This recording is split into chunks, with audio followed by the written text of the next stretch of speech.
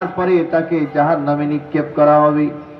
হাজার হাজার বছর জাহান্নামে নিক্ষিপ্ত অবস্থায় থাকবে। হাজার হাজার বছর পরে এই জাহান্নামীরা চিৎকার করবে, চিৎকার, ইয়া আল্লাহ, ইয়া আল্লাহ বলে চিৎকার করবে 200 বছর পর্যন্ত।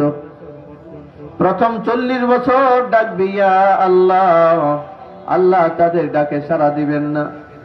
এরপরে 40 বছর ডাকবে ইয়া রহমান, আল্লাহ তাদের ডাকে সাড়া দিবেন না।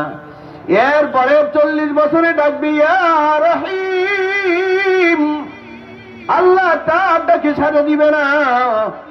এরপরে 40 বছরে ডাকবে ইয়া হান্নান, আল্লাহ তাদের ডাকে সাড়া দিবে না।